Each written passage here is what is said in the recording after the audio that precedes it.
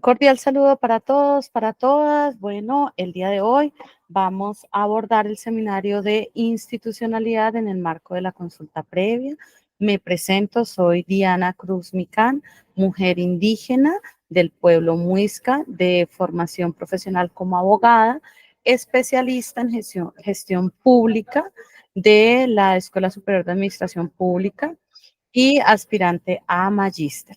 El día de hoy, para abordar el tema que nos trae, que es como el desarrollo de la consulta previa y cuál es esa institucionalidad que se encarga de velar porque este derecho se materialice, nos acompaña el profesor Miller Machado, que algunos de ustedes ya lo han visto en diferentes espacios. Profe Miller, buenas tardes. Muy buenas tardes, Diana, muy buenas tardes a los estudiantes, a las estudiantes que están hoy que hoy van a ver esta clase tan importante, porque es clave plantear qué es lo que hace la institucionalidad en este proceso, cuál es el papel que juega y esa interacción, ese diálogo intercultural que se da con las comunidades. Entonces aquí estoy para que conversemos. Claro que sí, profe. Bueno, cuando se habla de la consulta previa, en términos generales, hablamos que es un derecho fundamental, pero ese derecho fundamental es un derecho que tiene que ser materializado. En el marco de ese proceso, digamos que el principal llamado a velar porque la consulta previa se haga en los términos que debe ser, llegue a las comunidades como debe ser, es la Dirección Nacional de Consulta Previa. En nuestro sentir o en nuestro conocimiento, profe, porque además no es una autoridad que exista, ¿no? Anteriormente esto era una función que realizaba el ministerio, que la tenía como distribuida. Hay que tener claro que la consulta previa como derecho en su implementación ha tenido varias transformaciones. De hecho, antes en el país no se hacían tantas consultas previas como las estamos realizando hoy en día. Profe, en la práctica, hablando desde la experiencia que nosotros podamos tener y antes de arrancar como con la parte más teórica, ¿cómo ha visto usted esa evolución o esos ajustes que el Estado ha tenido que hacer para que la consulta previa hoy en día sea lo que es? Sí, como tú lo indicas, hasta hace unos años, hasta más o menos el 2019, no existía esta instancia al interior del ministerio. Bueno, sí existía, pero tenía otra denominación, que era el grupo de consulta previa. A partir del 2019 se hace una reestructuración del Ministerio del Interior y se crea la dirección de la Autoridad Nacional de Consulta Previa. Es claro precisar que es uno de las instituciones que participan en todo el proceso, ¿no? Pero yo diría que tiene un papel fundamental y central porque es la encargada de coordinar, de orientar, de generar todas las condiciones para que se dé la consulta previa. Entonces, es muy importante el lugar que juega la dirección de la Autoridad Nacional de Consulta Previa. Otro cambio importante, a propósito de tu pregunta de la evolución, y lo trabajábamos en la clase en la que tú me acompañaste, yo como profesor titular, hablábamos de también esa modificación que hubo entre la directiva del 2013 y la directiva del 2020. 20, sí, exacto, señor. Porque ahí hay un cambio y lo que hace la dirección de la Autoridad Nacional de Consulta Previa no es definir o certificar si hay o no hay un grupo étnico en un territorio determinado donde se va a implementar una obra, sino que con base en unos estudios que se hacen en territorio, como tú bien lo indicabas, en territorio, se define la determinación y la procedencia. O sea, se determina y se determina que si procede o no procede. Casi siempre proceden, siempre que haya un grupo étnico en el centro de la obra, al lado de la obra, en la parte de abajo del río, al lado del río. Siempre se debe dar ese primer paso y es que efectivamente se reconozca el grupo étnico como sujeto de consulta y al territorio mismo como consulta, como sujeto de consulta previa, Diana. Bueno, pero y bueno precisar que son varias instituciones. Aquí nos estamos refiriendo prácticamente al ministerio. Sí, digamos, es importante que hagamos como un recuento histórico de lo que es el proceso de consulta previa, los pasos que se han dado, que ya a lo largo de todos estos seminarios los hemos visto, pero el Estado no era un Estado diseñado para garantizar los derechos a grupos particulares. Si bien estaba desde la Constitución, se ha venido adaptando, se ha venido transformando y dependiendo del tipo de consulta que se vaya a hacer, también la clase de institucionalidad que nos va a acompañar. Arrancamos hablando de la dirección de la Autoridad Nacional de Consulta Previa porque como que lo ponemos en el centro, ¿no? Tiene como un papel operativo y a la vez tiene un papel garante dentro de este proceso. Y hablando de garantes, también hay otros garantes dentro de este proceso que no necesariamente están dentro de la rama ejecutiva, profesor. Claro, de ¿Cómo? hecho, claro, de hecho, una cosa que es importante a propósito de la institucionalidad, porque como tú bien lo indicas, es un tema operativo, pero si se quiere, la consulta previa ha tenido gran desarrollo justamente por fuera del Ejecutivo, ha tenido muchos desarrollos y se ha posicionado en los últimos 20 años, 30 años, es justamente a través de las altas cortes, Consejo de Estado, la más importante, la Corte Constitucional, Constitucional. pero también uno encuentra por ahí sentencias del Consejo de Estado, de la Corte Constitucional, incluso muchas veces las comunidades inicialmente recurren a través de acciones de tutela a los jueces, a jueces ordinarios. En algunos casos los jueces escalan, en algunos casos los jueces fallan a favor, por ejemplo el caso que trabajamos en estos días, el caso de Mande Norte, ellos presentaron un recurso a al, al, al, al Tribunal Mayor de Bogotá y este negó la tutela, fue revisada por la Corte Suprema y después quien toma el caso es la Corte Constitucional. Entonces, sí, como tú bien lo indicas, y jueces, con jueces, hay una cantidad de sentencias. Bueno, y en esa institucionalidad también, un instrumento que ha sido muy importante son las sentencias unificadoras, para que no haya tanta dispersión de la jurisprudencia. Entonces, esa institución, la institución de las cortes y de los jueces ha sido muy importante en este proceso, Diana. Como tú ya lo indicabas, también estamos hablando del Ministerio Público, ¿no? O sea, que recordemos que el Ministerio Público, en este caso, Procuraduría, no forma parte del Ejecutivo, de hecho es un ente de control. Ese también es otra institución que está por fuera. Aquí hay una cosa que es interesante plantear. Normalmente se hace, pero a veces se saltan este elemento que me parece importante para que lo tengas en cuenta, Diana. Listo, entonces, Diana, me preguntabas por la otra institucionalidad que participa y te Sí, que ha decía que, contribuido a adaptar el Estado.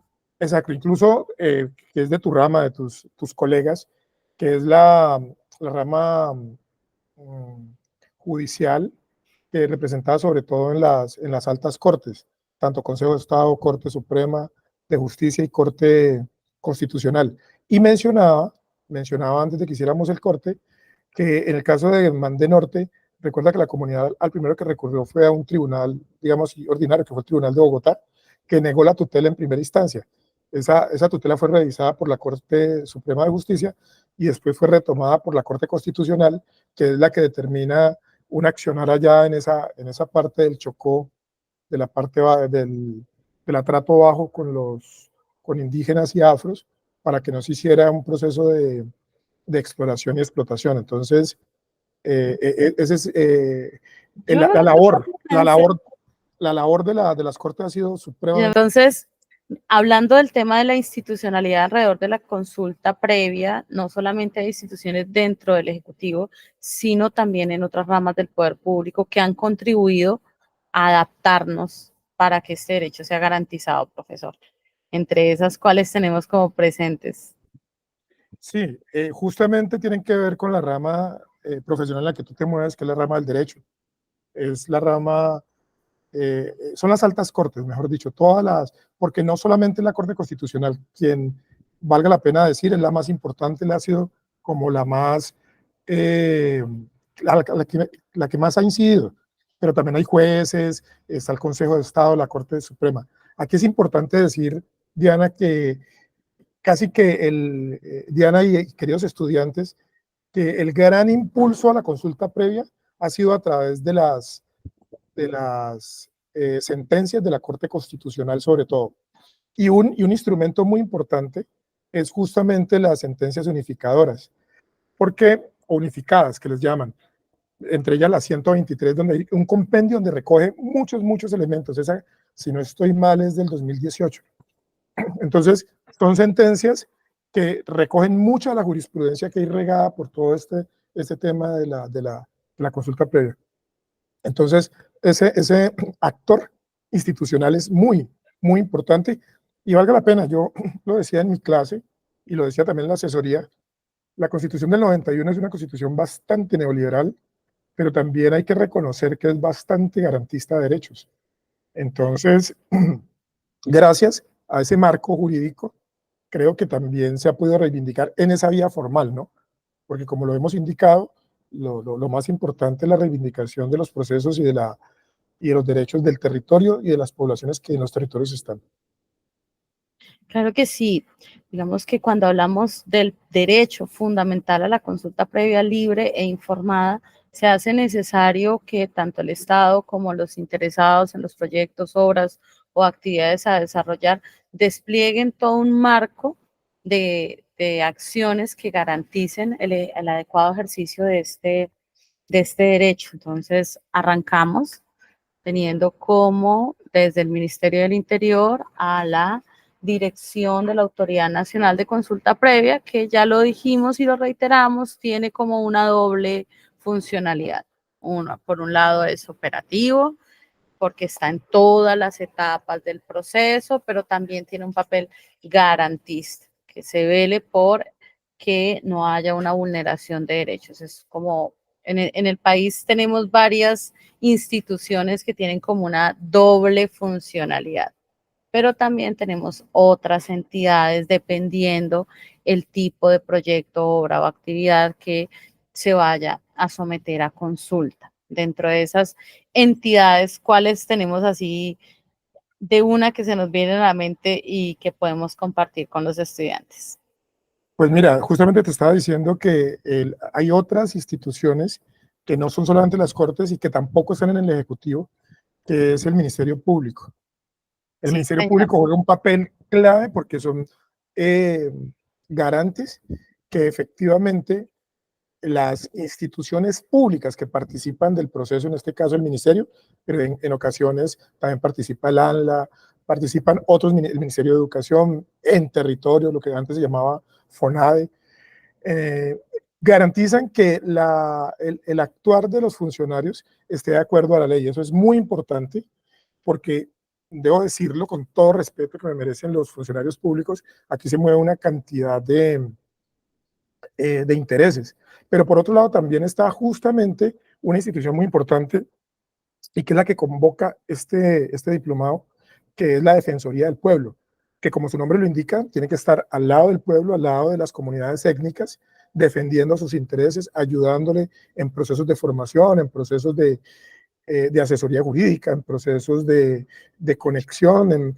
Por ejemplo, en las clases presenciales que hemos tenido, nos hemos encontrado que en muchos casos se niega que se haga la consulta previa. Ahí juega un papel importantísimo la Defensoría y, como verás, es muy distinto a la del Ministerio Público, porque la Defensoría no tiene que hacerle una vigilancia a los funcionarios, sino que tiene que garantizar es que los derechos de todos los colombianos y las colombianas se cumplan. Permíteme, Diana, me devuelvo un poquito a lo del Ministerio Sí, Público, porque hemos tenido también la circunstancia que han participado también eh, personerías municipales y distritales. Eso es muy importante porque son justamente las autoridades que vigilan la actuación de los funcionarios, pero en el territorio. Entonces también es importante esa presencia. Entonces también te hablaba de, de la Defensoría con toda esa capacidad que tiene de interlocución, esa capacidad y esa obligación constitucional que tiene de defender los intereses de la comunidad. Por otro lado, como ya lo indiqué así por encimita, hay otras instituciones como el ANLA. El ANLA juega un papel clave, y siempre lo menciono de primero, porque recordemos que muchos de los conflictos, casi el 70-80% de los conflictos, tienen que ver con conflictos ambientales. Todas las consultas relacionadas con hidrocarburos, con minería, tienen que ver con ese tema, pero también la Agencia de Defensa de lo Público, por aquello de los temas legislativos, el Ministerio de Educación, el Ministerio de Salud. Ya te comentaba que en ese momento hay dos líos, uno en San Andrés por la construcción de unos hospitales que se hicieron sin consultarle a la gente y sin consultar la realidad de allá de San Andrés, y el proceso constructivo fue terrible, porque recordemos que justamente se cayeron porque están en una zona, los de San Andrés están en una zona muy complicada de huracanes, y en Buenaventura también se van a iniciar también la construcción de unos hospitales. Entonces la idea es que sea consultado con la comunidad. Entonces, ¿quién hace la construcción? Pues el ministerio, en su parte de infraestructura.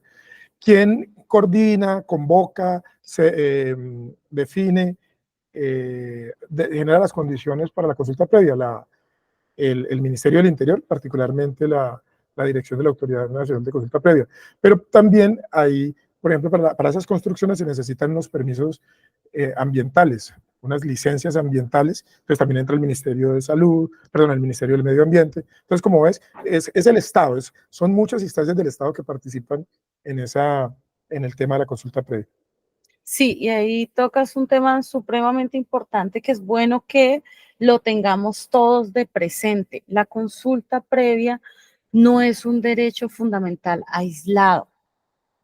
La consulta previa generalmente, y lo hemos hablado en otros espacios, va acompasada, es como el escudo, si así se quiere denominar, que protege otros derechos de comunidades. Entonces, pues con consulta previa protegemos la vida, con consulta previa protegemos el territorio, con consulta previa protegemos la salud, protegemos la cultura. O sea, el derecho fundamental a la consulta previa es la avanzada, pero va acompasado de otros derechos. Por lo tanto, es muy importante que todas las que estamos acá, tengamos en cuenta que la institucionalidad que se debe desplegar para la protección y la implementación del mismo no es un listado enumerado único. Entonces, no es un listado que, uno, Dirección de Autoridad Nacional de Consulta Previa. Dos, la ANLA, si es un tema de licencias ambientales, o la Autoridad de Hidrocarburos, si así van en orden hasta completar un número finito. No, lo acabas de mencionar y es bueno que tengamos, dependiendo la situación, dependiendo el caso, es toda una serie de instituciones del Estado que están en el deber de acompañar y de ensamblarse para que esta consulta se garantice en las condiciones debidas.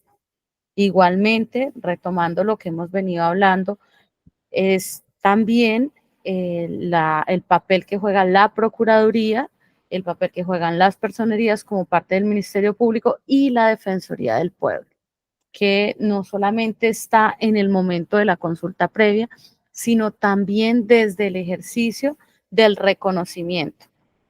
¿Qué es la consulta previa? ¿Por qué es importante la consulta previa? Y así todas las entidades del Estado, dependiendo del tema, van a ir encajando para poder desarrollar o lograr los objetivos dentro de este proceso.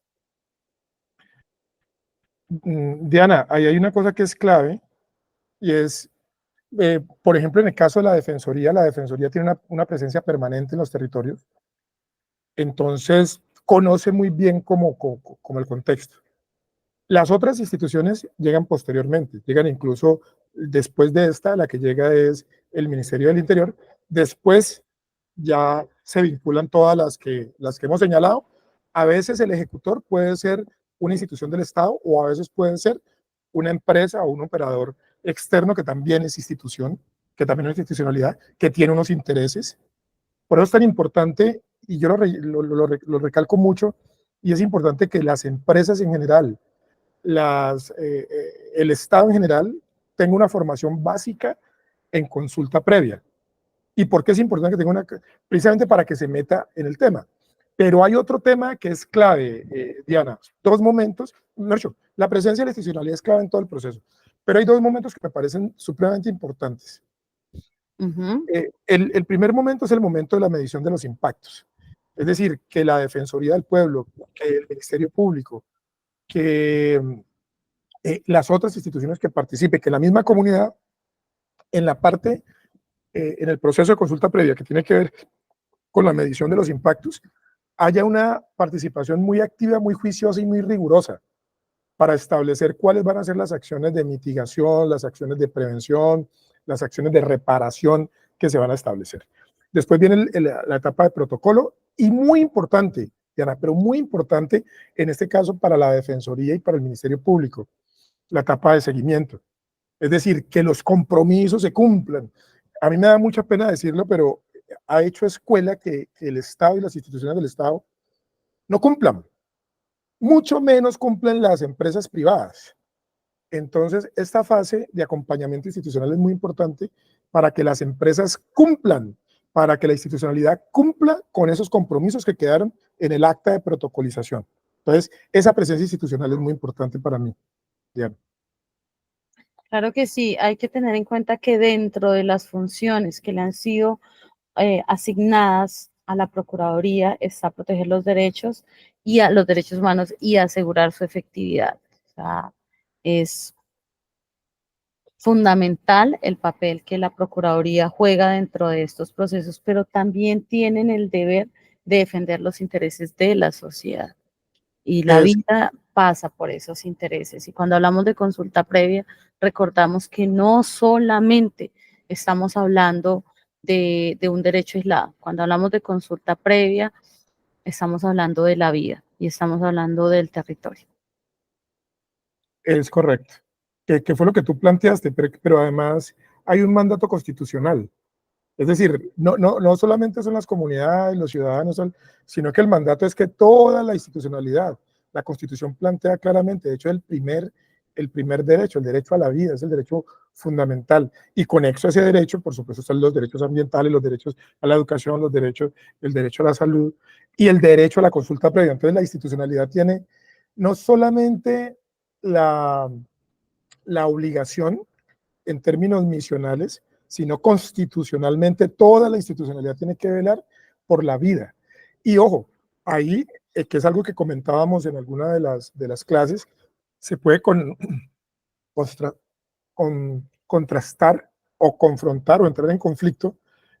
Voy a decir algo, un interés, vamos a hacer un oleoducto o vamos a hacer una carretera, la obra que sea va a ayudar al desarrollo y a la vida de la gente, a que mejore la calidad de vida de la gente. Pero también sabemos que esa misma obra puede afectar, puede tener unos impactos ambientales irreversibles que afectan la vida y la cotidianidad de las comunidades.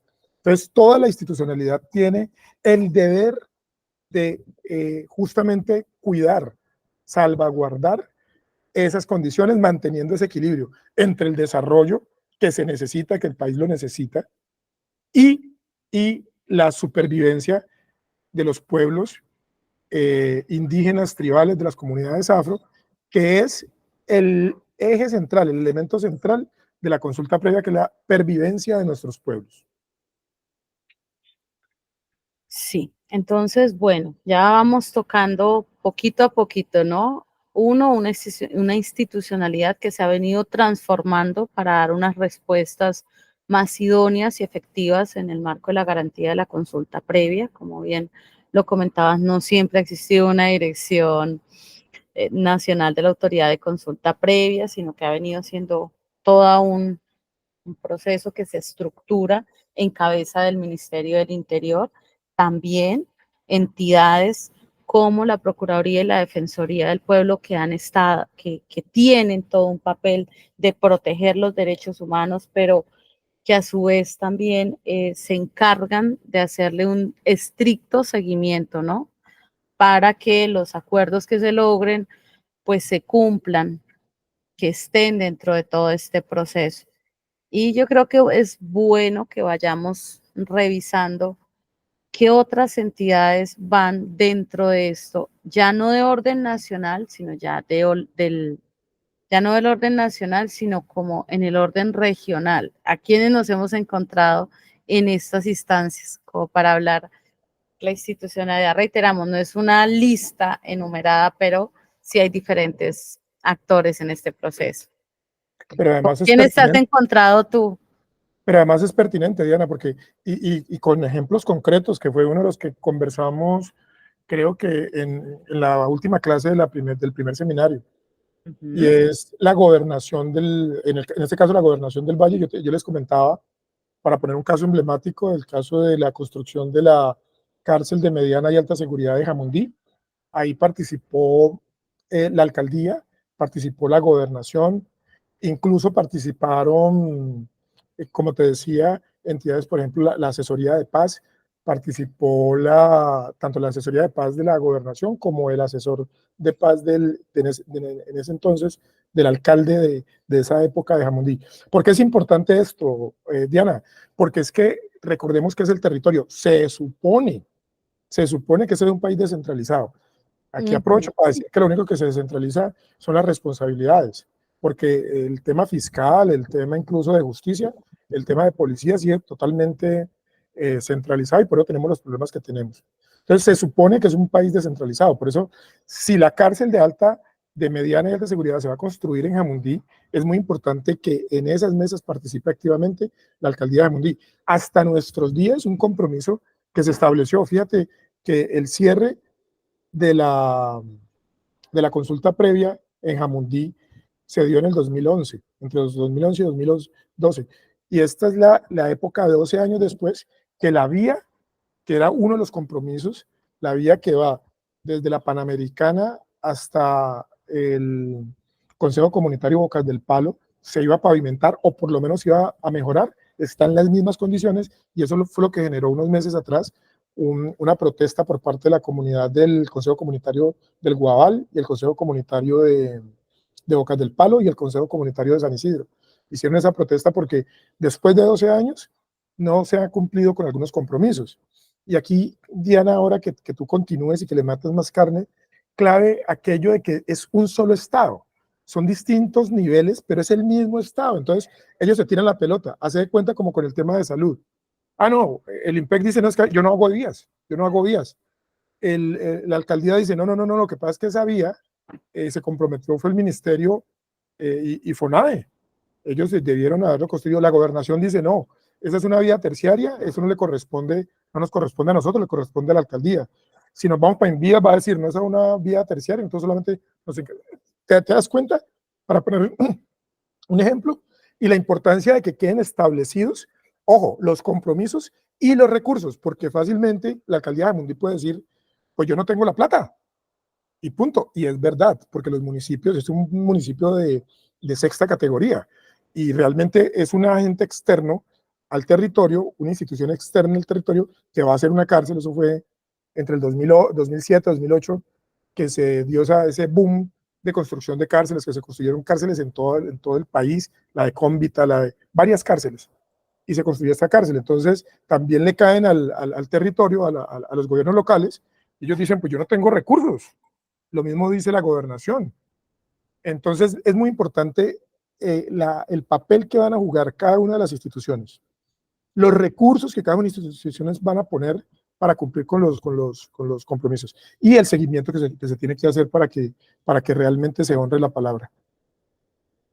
Claro que sí. Al respecto también es importante señalar que las alcaldías y las gobernaciones, como tú lo acabas de decir, tienen un papel protagónico. No solamente es una labor que se hace desde el Ministerio del Interior, la dirección encargada o el Ministerio Público, no. También los entes territoriales, dependiendo el alcance de la consulta previa, dependiendo el lugar de impacto de esta consulta, son llamados a este espacio y tienen que cumplir ciertas obligaciones o ciertos compromisos en el marco del ejercicio de este derecho. Entonces, aquí alcaldías y gobernaciones sí tienen que ver en el tema de la consulta previa y sí participan en la consulta previa y sí deben obedecer con algunas responsabilidades. Por eso es tan importante que quienes hagamos parte de estos procesos de formación, tengamos en cuenta que en nuestras alcaldías, en nuestras gobernaciones, también debe haber un ejercicio de formación, de conocimiento y aprendizaje. ¿Por qué? Porque muchas veces el funcionario tiene toda la voluntad, pero desconoce absolutamente qué rol cumple, qué voy a hacer yo, para qué estoy yo acá.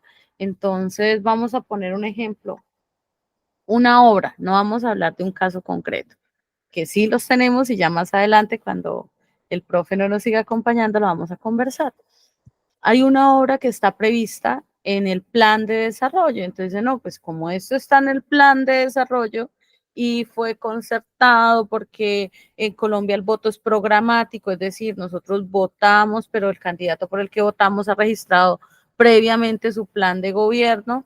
Entonces, esto se debe hacer y muchos alcaldes y gobernadores creen que en el marco del voto programático, las obras que proyectan en sus planes de desarrollo no están sujetas a consulta previa. Y eso no es así. ¿O sí, profe? Has tocado un tema que es absolutamente sensible, desde el nivel nacional hasta la alcaldía más pequeña de sexta categoría.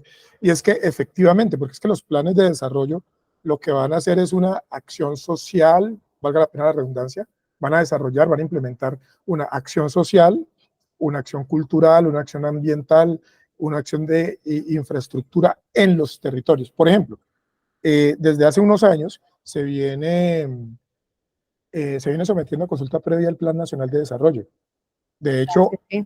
a nivel nacional hay un espacio que se llama el Espacio Nacional de Consulta Previa, en donde participan las comunidades afro. No estoy seguro si también participan las comunidades indígenas, que también deben tener un espacio permanente de interlocución. ¿Para qué? Para lo que estamos diciendo, para que se cumpla. Los planes de desarrollo son intervenciones durante 4 años permanentes en los territorios que van a modificar la dinámica de los territorios. Por tanto, deben ser sometidos. Es que hay una, que es importante también precisar esto con los estudiantes y con las estudiantes, es que todas los temas relacionados con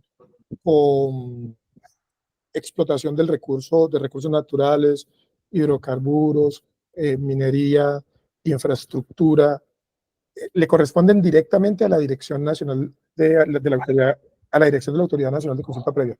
Lo que tiene que ver con actos legislativos le corresponde a la dirección, pero en coordinación con la dirección, tanto de comunidades negras como de comunidades indígenas. Esos son otro tipo de procesos y que tienen también una metodología que está contemplada en la directiva del 2020, que si mal no estoy, la directiva número 8 o número 9 del 2020. 8. Ahí está, la número 8 está 8 planteada como la función de toda la institucionalidad, también para consulta de los y las estudiantes, que eso lo tienen en la plataforma.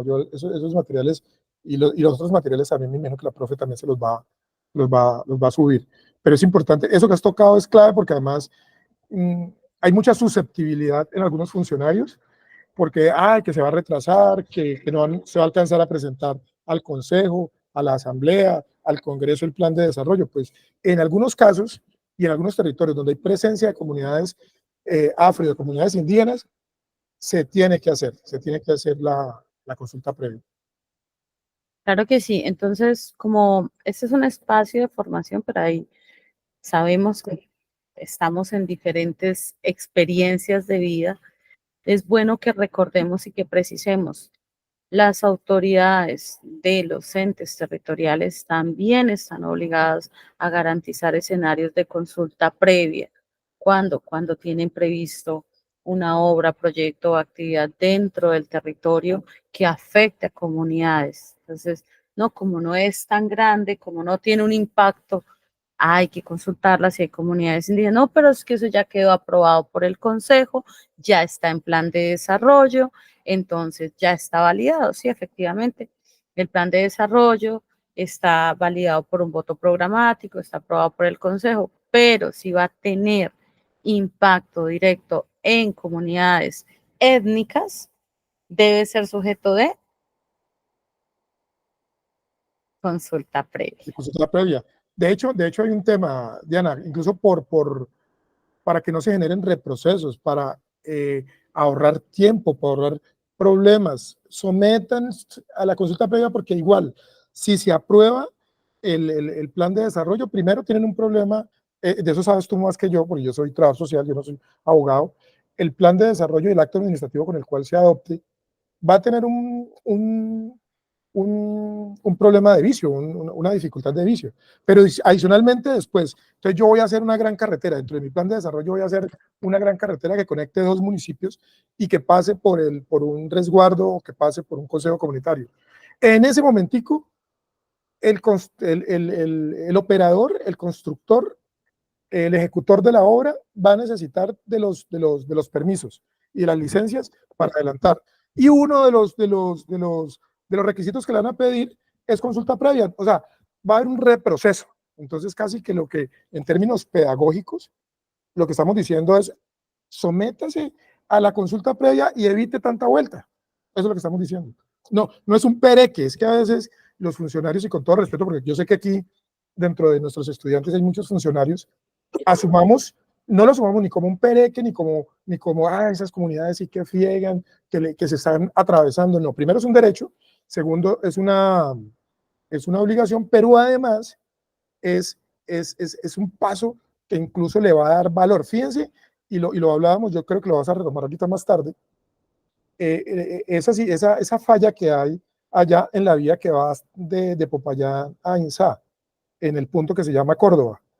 Es Sí. más, la comunidad te puede decir, pilas, por aquí hay un nacimiento de agua, por aquí hay una falla geológica.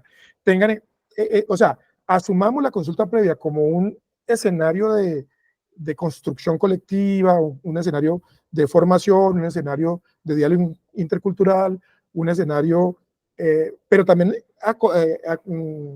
asumámoslo como un escenario de aprendizaje, porque es que la gente que está en los territorios, nuestros taitas, nuestros mayores, nuestras mayoras están allí. Nosotros estamos allí hace miles y miles de años y sabemos cómo se comporta el territorio. Entonces, hasta en términos prácticos conviene esa parte, Diana. Sí, entonces, muchísimas gracias, profe, por toda esta ilustración. Es importante reiterar, ¿no? Ya vamos como una línea. Sabemos que el Estado se ha venido transformando, se sigue transformando y se seguirá transformando y se seguirá reinventando. ¿Qué es lo importante? Que esas reinvenciones sean en favor de garantizar derechos.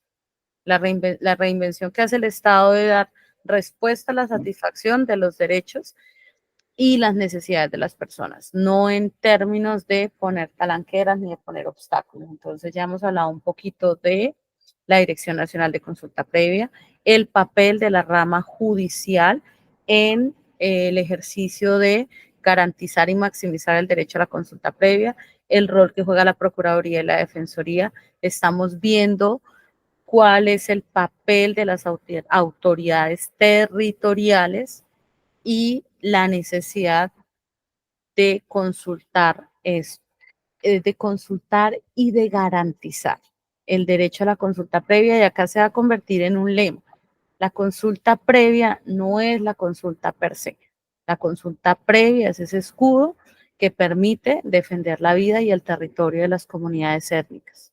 Y no solo acá en Colombia, en diferentes lugares. Entonces es por eso que es tan particular este ejercicio de quienes están metidos en los procesos de consulta previa. Y también es importante entender que el papel no es solamente un rol, o sea, de yo soy el que tengo que convocar y mi papel llega hasta convocar. Ya la Corte ha dicho, no, a usted no le compete convocar, a usted le compete lograr unas garantías específicas para las comunidades. Bueno, y en este espacio tan variado, tan amplio y tan diverso, profe, ¿quiénes más están dentro de este escenario de institucionalidad alrededor de consulta previa?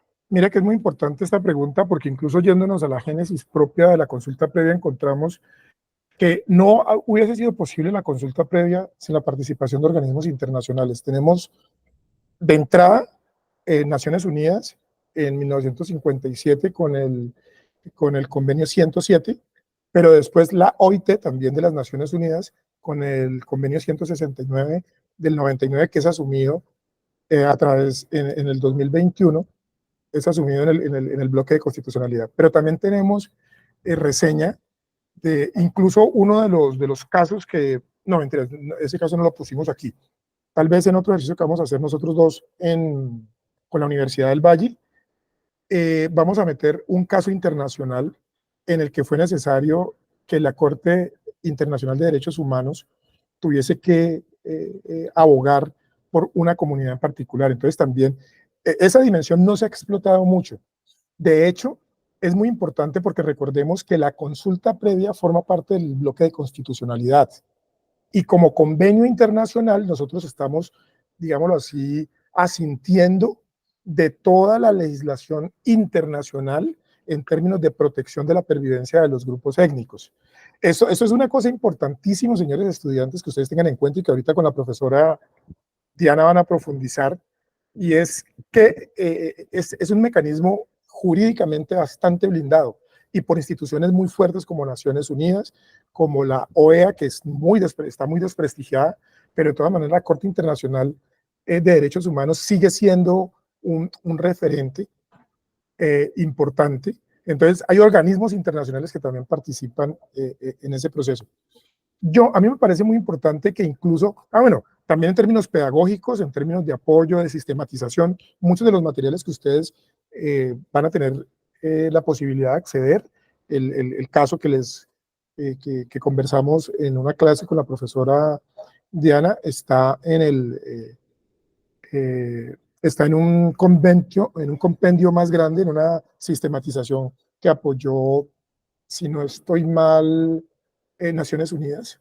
Naciones Unidas, algunas agencias de cooperación apoyan mucho este tipo de procesos, meten recursos para formación de profesionales, para formación de funcionarios, para formación de organizaciones, porque como bien lo decía Diana, ahora es muy importante, a pesar de que hemos notado esa evolución del Estado y cada vez un Estado más garantista, siguen habiendo desafíos y no crean, y vuelvo, insisto, son instituciones normadas por la ley, normadas por la Constitución, pero son seres humanos que terminan a veces siendo incluso coartados, perdón, por los intereses privados, por ejemplo, y claramente, disculpen que sea tan reiterativo con el caso Mandé, pero en caso Mandé, cuando se hace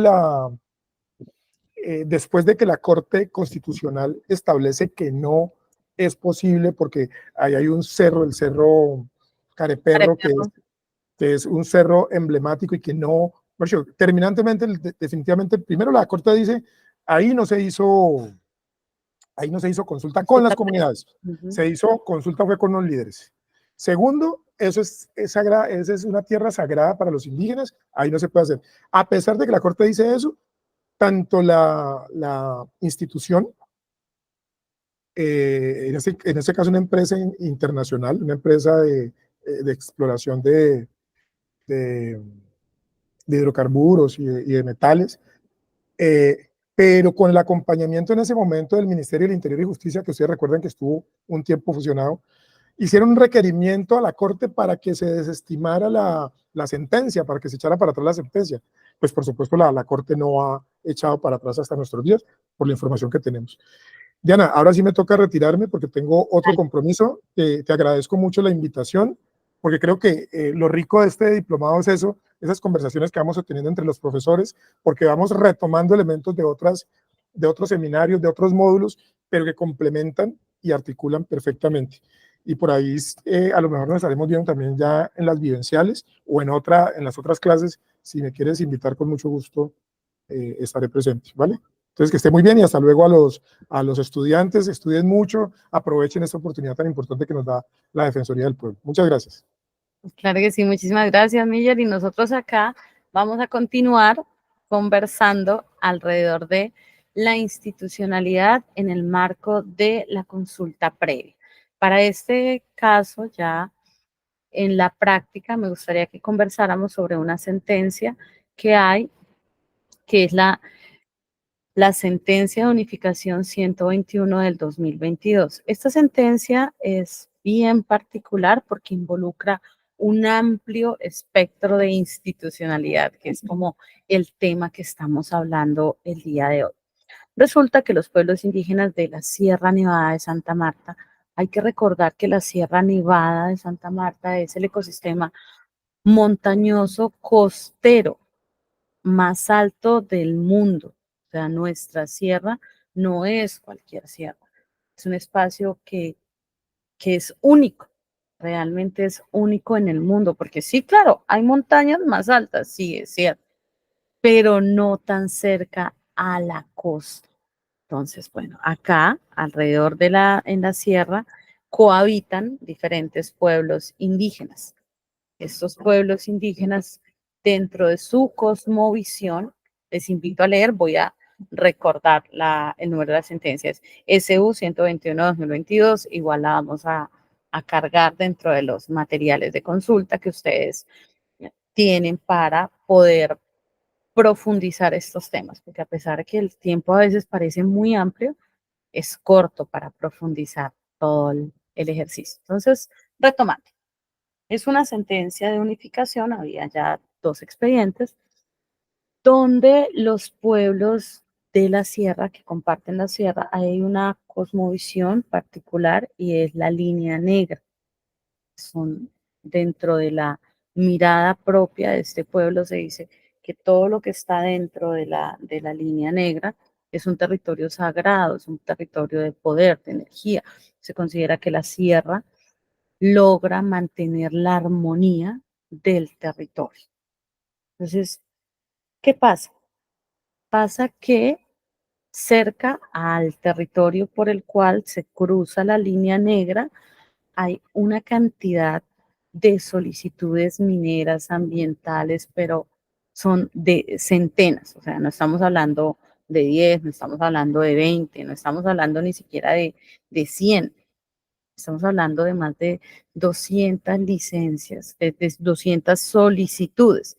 Entonces, pongámonos nosotros en esta posición de decir a qué horas las comunidades indígenas procesan más de 200 solicitudes.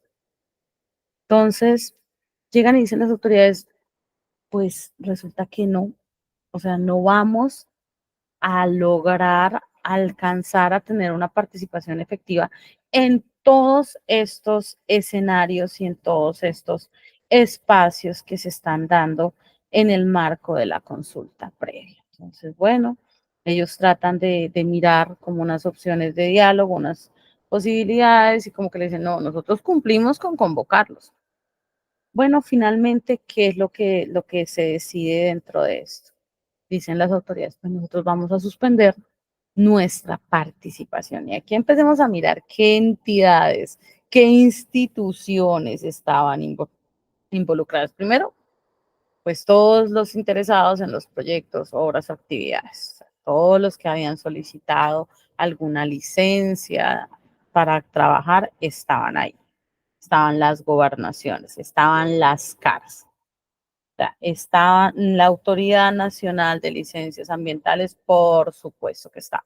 Esta es una sentencia muy interesante porque nos permite ver como el rol de todas las entidades. Claro que tiene unos salvamentos de voto, tiene unas razones por las cuales algunos magistrados no estuvieron como muy de acuerdo con la decisión o querían aclarar en qué sentido es su voto.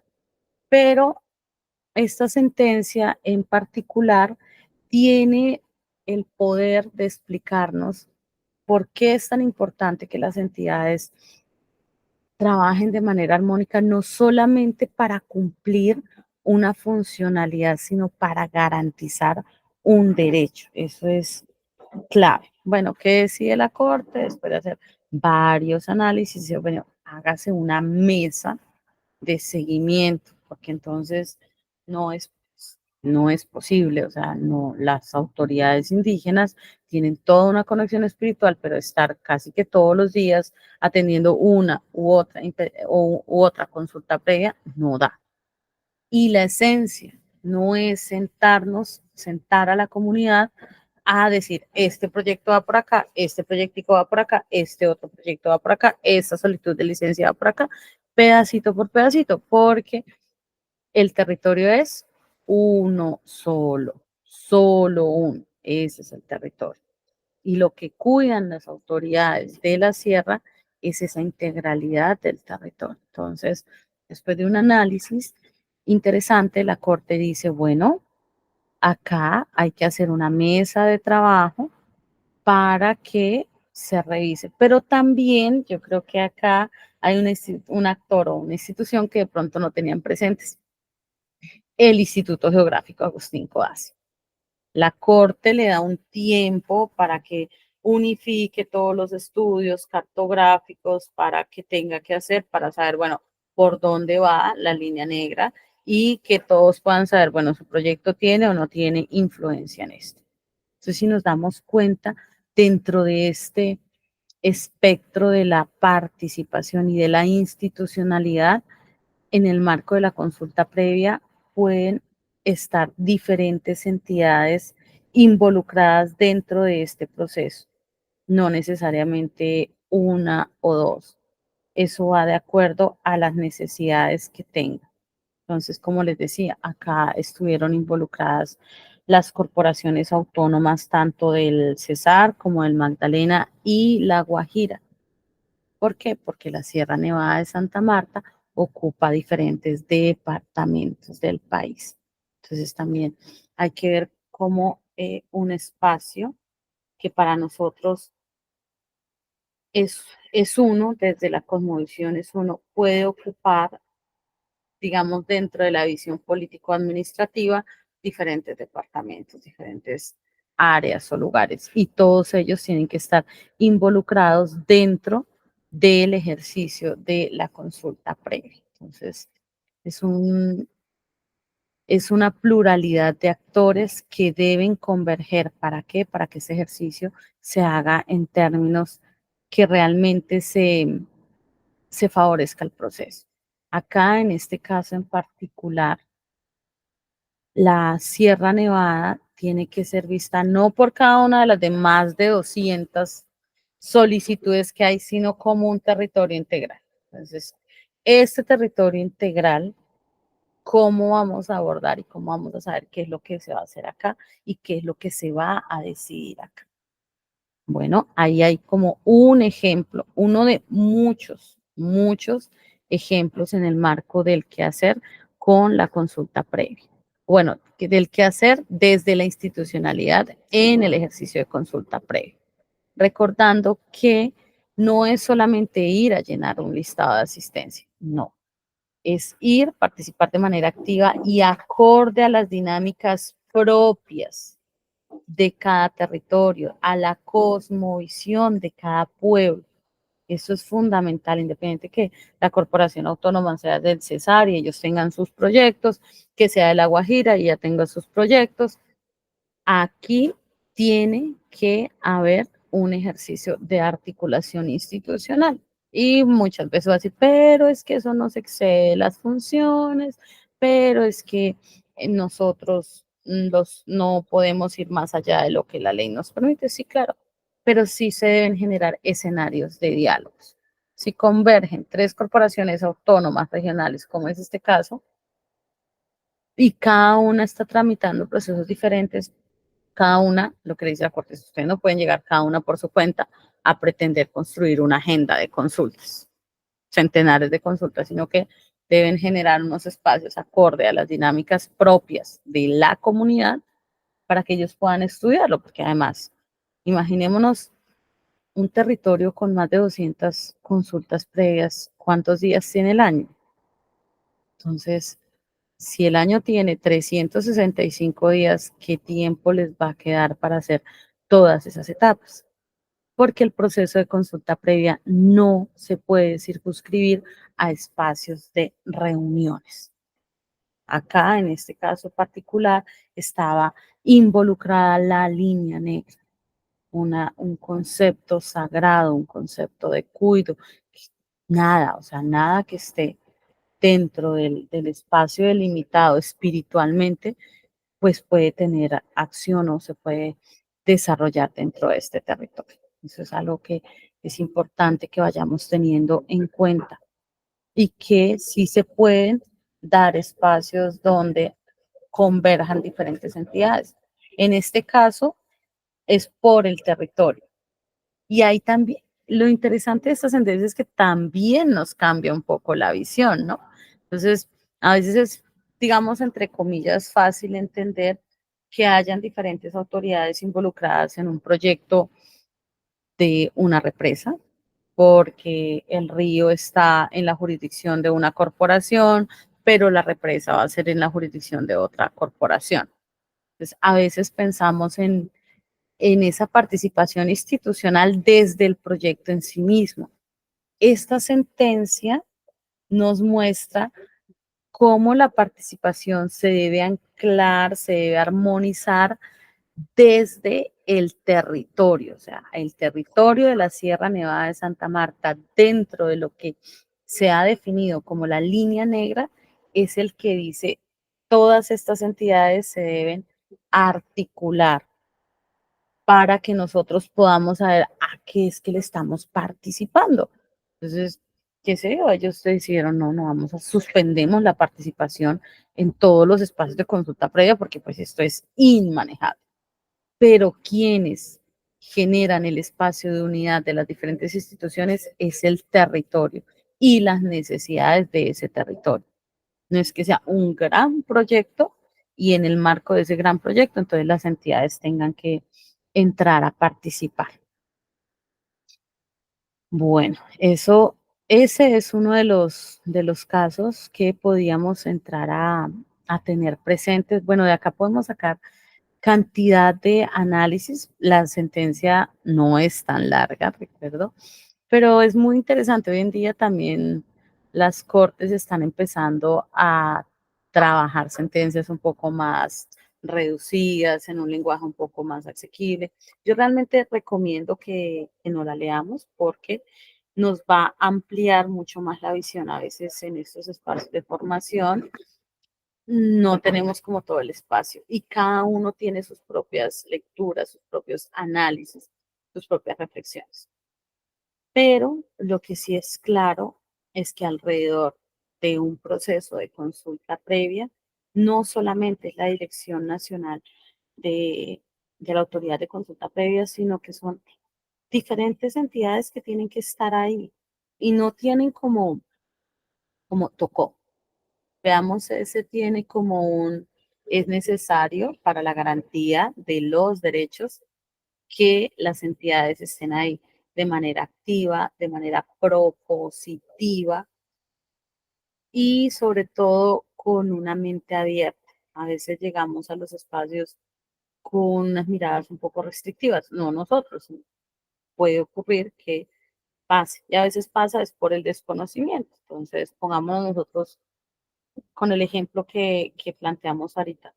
Si nosotros fuéramos Corpo Guajira y tenemos una cantidad de proyectos para un lado de la sierra y está la Corporación de Cesar que tiene otros proyectos para otro lado de la sierra y que le digan, no, pues, no los puedo atender a ustedes, necesito que sean ustedes los que se pongan de acuerdo.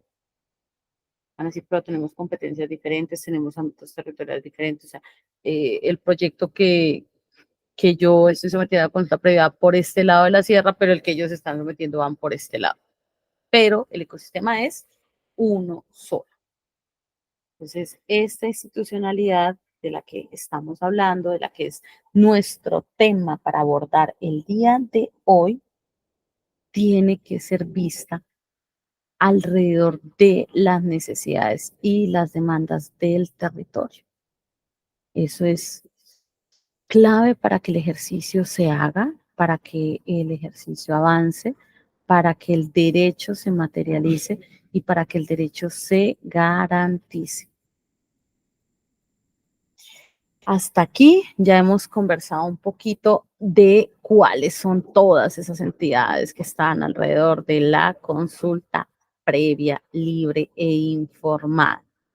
Podemos hacer como un balance al respecto. Primero, hemos hecho como un relato de cómo el Estado se ha venido adaptando a estas instituciones. Hemos hecho un particular énfasis en la dirección de la Autoridad Nacional de Consulta Previa, pues que tiene como todo un papel estratégico a lo largo del desarrollo de la consulta, en las diferentes etapas, en la certificación, en la revisión de la procedencia de la consulta previa, en si se determina la procedencia, que generalmente se consulta. Hemos visto que gran parte de toda esta institucionalidad que se ha abarcado parte también de la rama judicial y los fallos de las altas cortes, pues han dado unas garantías y han dado como unas orientaciones de cómo se deben hacer las cosas. Hemos visto el papel de la Procuraduría y la Defensoría en el marco de la consulta previa. Ahí vamos apuntando quiénes van, pero también estamos viendo el papel de los entes territoriales, cómo participan dentro de estos espacios. Estamos viendo el papel de las corporaciones autónomas regionales y ya en este momento hemos decidido abordar un caso en particular. Entonces, esto es lo que llevamos acá. En este fallo de la sentencia SU 121 de 2022, también es importante tener en cuenta que la Corte da otras órdenes. Y dentro de esas otras órdenes que la Corte da, pues exhorta al Congreso de la República a definir una ley estatutaria. ¿Para qué? Para que se vayan como aclarando estos espacios. Y la pregunta será a lo largo de este seminario, bueno, ¿se requiere o no se requiere una ley estatutaria que defina más precisamente todo este marco de la institucionalidad en la consulta previa? Necesitamos una ley para este tema y si la necesitamos, ¿qué debería contener esa ley? ¿Cuál sería el alcance de esa normatividad? ¿Sí? ¿Cuál sería el enfoque que tendría que dar esa ley que aborde todos estos temas de la consulta previa, libre e informada? Bueno, vamos pasito a pasito, ya hicimos en esta pequeña pausa, me imagino que este es el punto donde a veces nos paramos a tomar el cafecito, donde nos paramos a reoxigenar el cerebro. Vamos a mirar otras instituciones que a veces no tenemos o no consideramos que estén como partícipes en temas de consulta previa, pero adivinen qué, también tienen que ver con la consulta previa. Entonces vamos a hablar un poco de la unidad para las víctimas o la famosa UARI.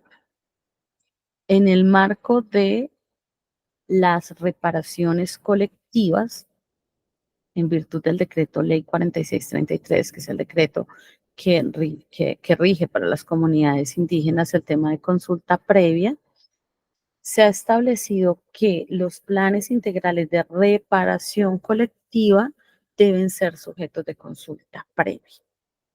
Entonces, no, algunos lo sabemos, otros no. Es muy valioso que tengamos en cuenta que durante este proceso de reparar el daño, toda esta etapa se va a hacer en el marco de la consulta previa libre e informada. Y la UARIP, como la conocemos normalmente, una unidad para la atención integral y reparación a las víctimas, tiene un papel clave. Debe estar acompañada del Ministerio Público, debe estar acompañada de la autoridad para la consulta previa, pero con cada comunidad que ha sido reconocida víctima en este país y con la que vaya a iniciar el proceso de reparación, debe hacerlo a través de la consulta previa. Y decimos, pero ¿y si los van a reparar?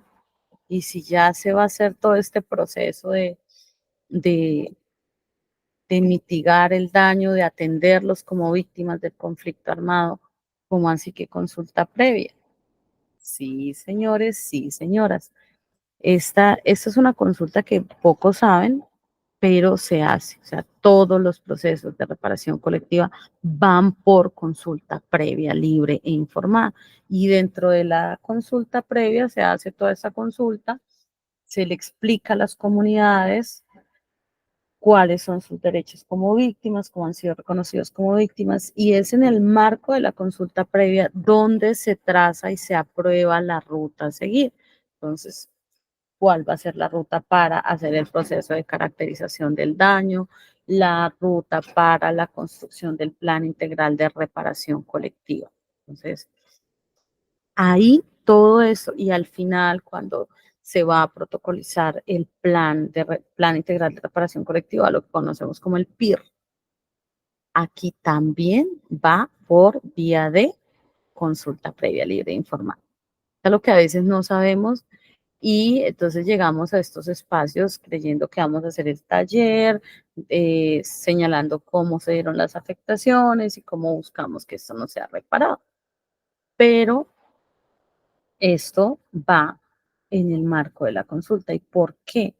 Porque los territorios étnicos en Colombia han sido de los más afectados por la guerra, por la violencia, por el conflicto.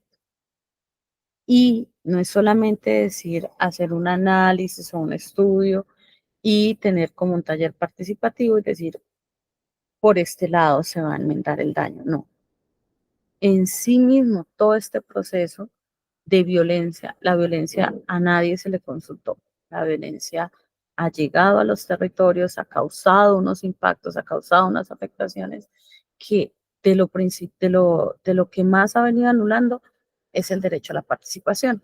Entonces se dice, si nos van a reparar un daño que nos negó la participación, que nos privó de nuestros líderes, que nos privó de nuestros seres queridos, que nos privó del territorio o que envenenó el territorio, pues el primer paso es que eso se haga a través de toda la garantía que nos da la consulta previa libre e informada. Entonces, este es otro caso de institucionalidad a unos temas muy puntuales que ya sabemos. Si hacemos de territorios étnicos que han sido reconocidos como víctimas y estamos en el proceso de la reparación, de la caracterización del daño, todo esto debe estar enmarcado en la consulta previa, libre e informada y se debe hacer todo el ejercicio. Pero acá pues es esta entidad, la UARI, la llamada. Sin embargo, no es la única.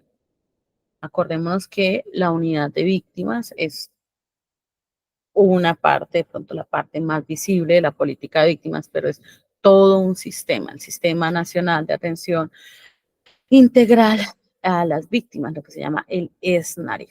Entonces, ahí como que uno empieza, ¿no? La historia comienza por un puntico, pero se nos va aumentando más y más. Entonces está esta entidad, pero a su vez están todas las entidades del Sistema Nacional Integral de Reparación de Víctimas que tienen que hacer parte de este proceso.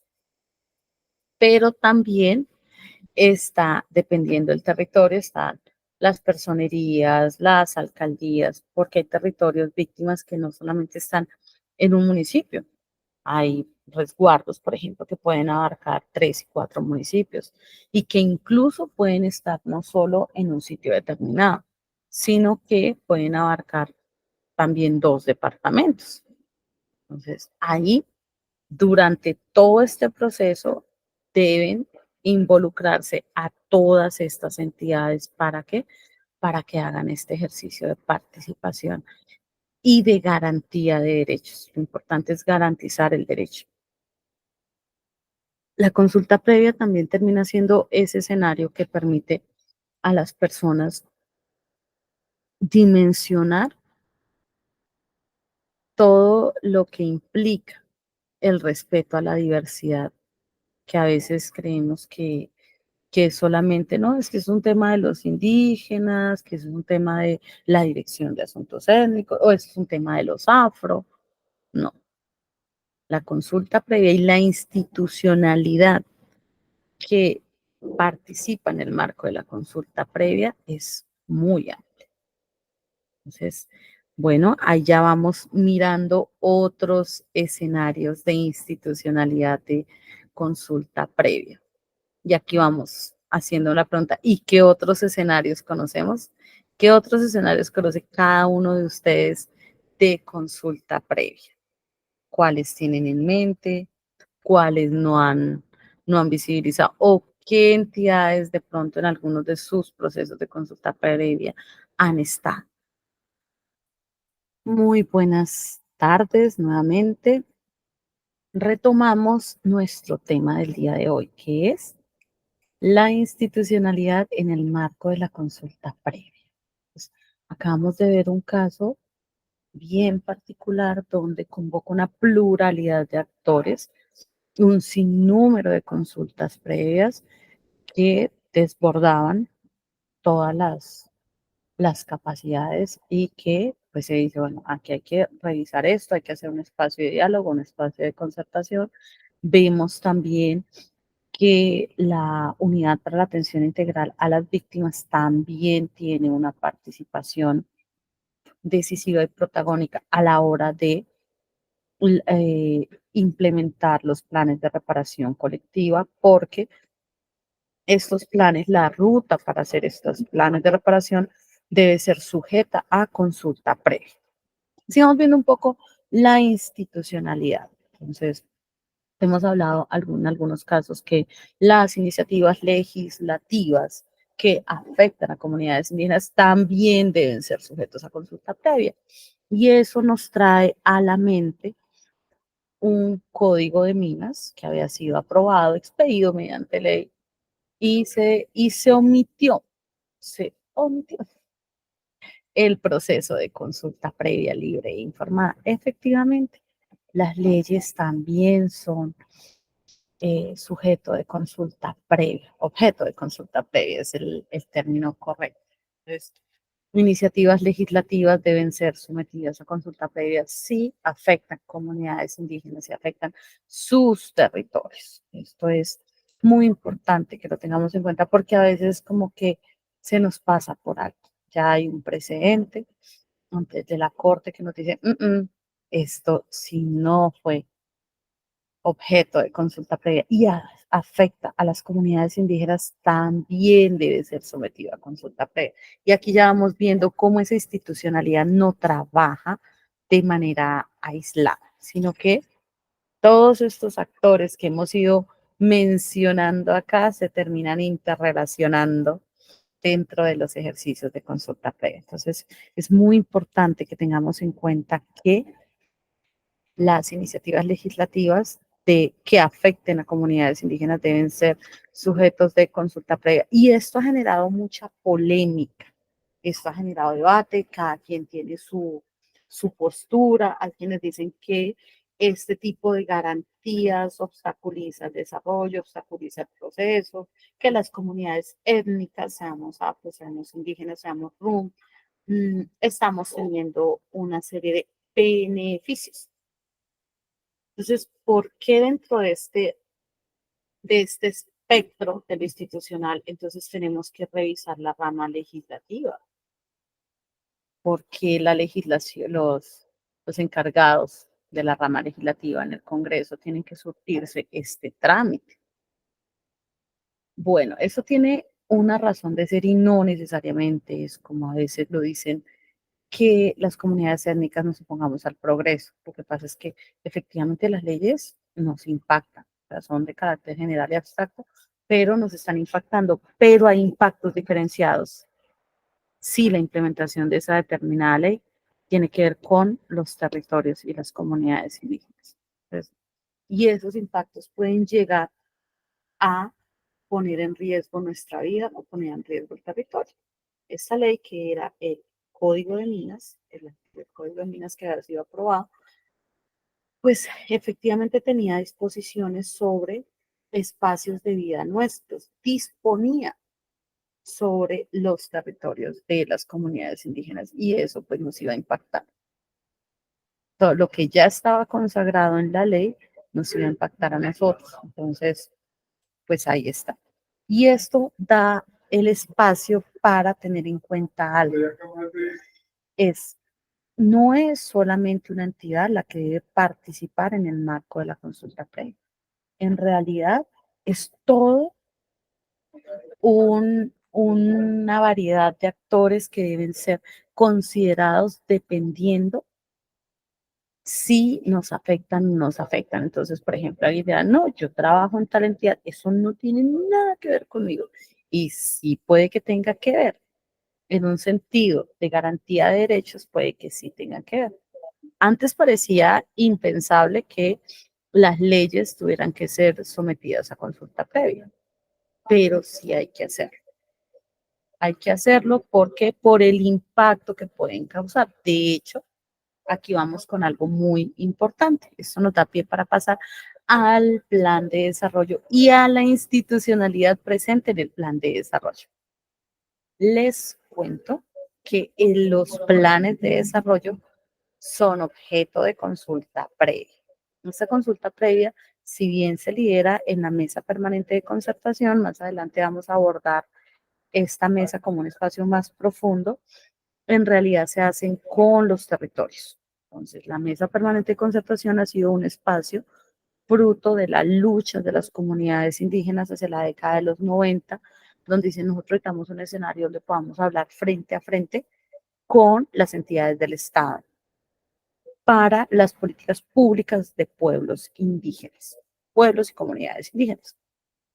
Finalmente este escenario se logra, aquí tienen asiento todas las entidades y cada 4 años, cuando hay plan de desarrollo, se establece una ruta de preconsulta, consulta, seguimiento de acuerdos, en todo el espacio. Las diferentes organizaciones hacen unos despliegues territoriales con las comunidades donde en términos generales se revisa todo lo que compone el plan de desarrollo. Las comunidades, las autoridades dentro de lo que identifican que puede afectar a su territorio, hacen unos aportes claves para que pues cada autoridad que va a estar pueda saber hacia dónde va a ir su país, dónde va a ir su territorio. Entonces, todo esto que es el despliegue territorial se recoge, se revisa y se le hacen los diferentes aportes al plan de desarrollo. ¿Quiénes tienen que estar en el plan de desarrollo? Todas las entidades, todas. O sea, ahí no podemos hablar. O sea, ¿qué entidad estaría al margen de la construcción del plan de desarrollo? A ver, creería que ninguno.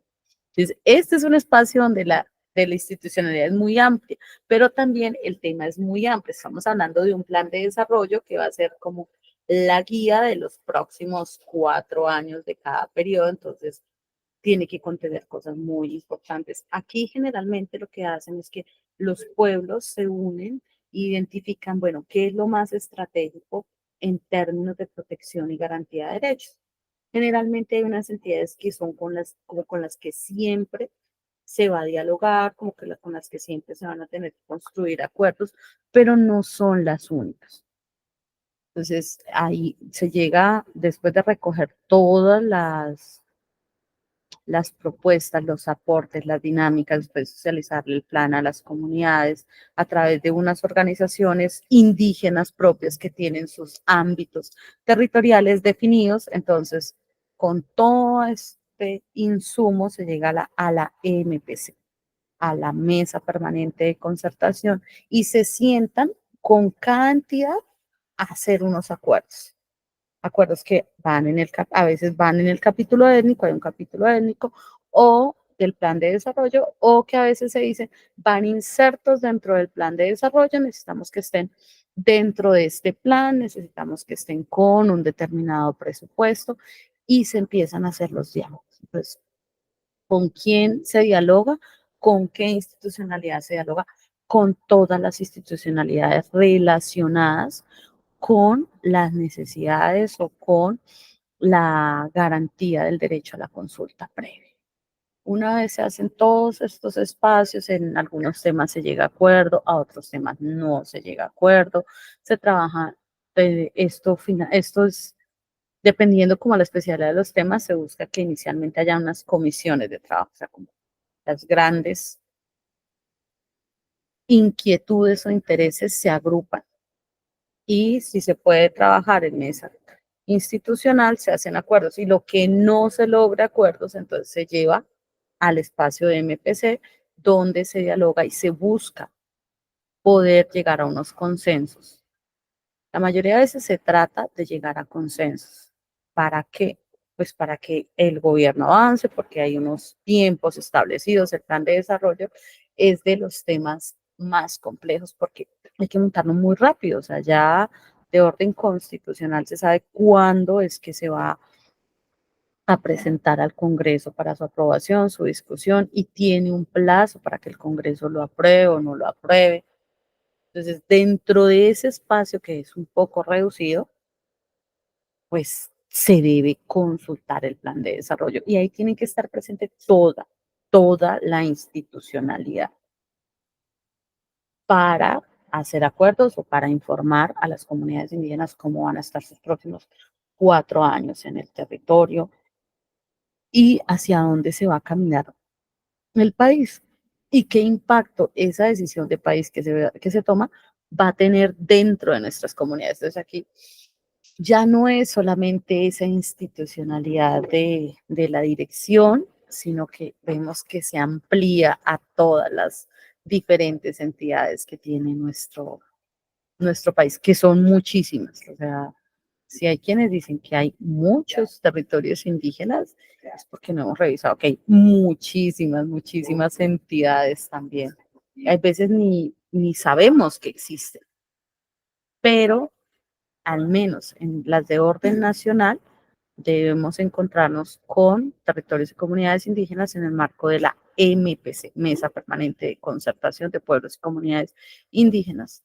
Pero bueno, el plan de desarrollo no es el único espacio que se concerta acá, o sea, no es el único instrumento que se concerta acá.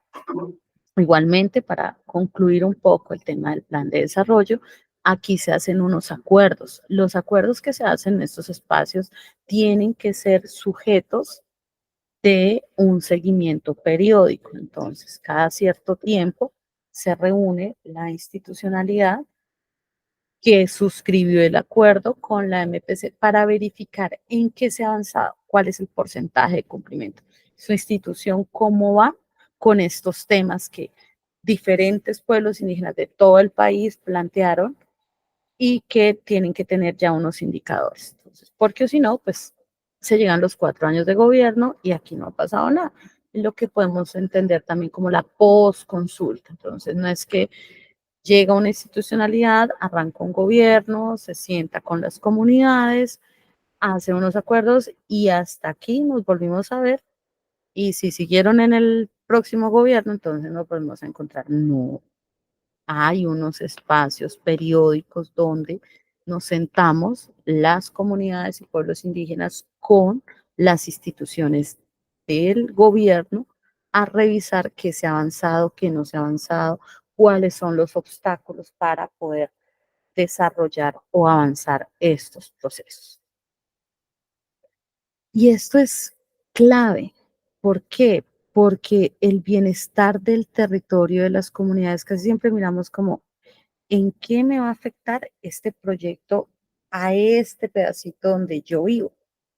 Y así no lo han dicho, pero resulta que las decisiones de país también nos afectan a nosotros. O sea, si se decide enfocar un país hacia una economía extractivista que vaya desmontando ciertas regulaciones restrictivas para la explotación de recursos, pues eso inevitablemente nos va a afectar a nosotros.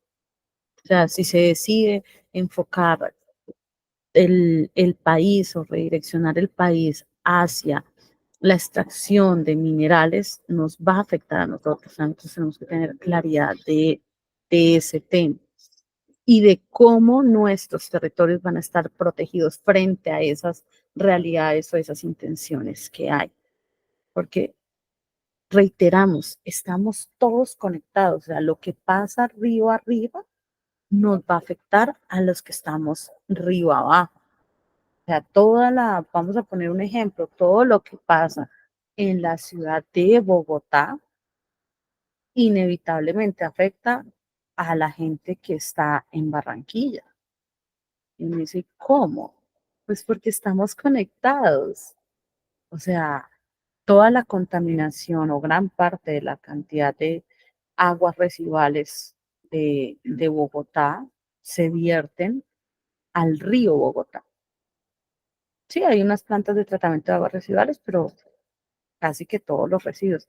Y van a decir los biólogos, no, pero eso se termina depurando por el camino porque es una cantidad de kilómetros, sí, pero a lo largo del recorrido del Bogotá que desemboca en el Magdalena y que a su vez desemboca en el mar, vamos arrojando contaminación.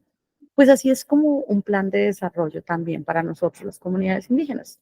Lo que se decida en términos de políticas nacionales, en términos de estructura del país, de metas del país, nos van a afectar a nosotros dependiendo la visión que se tenga. Es por eso que todas las instituciones deben estar presentes para el ejercicio de consulta previa, suscripción de acuerdos y seguimiento al cumplimiento de los acuerdos que se hagan.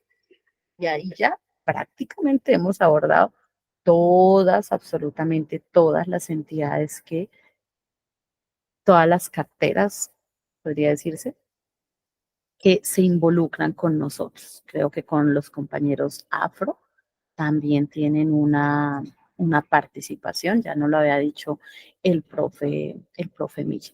Entonces, ahí, y no es un tema caprichoso, es importante que lo tengamos claro. Lo que pasa en el país nos afecta a todos. Todos nos vamos a ver impactados dependiendo. A veces dicen, no, pero es que esos temas, el precio del dólar no tiene que ver con comunidades indígenas. Sí, sí tiene que ver con comunidades indígenas.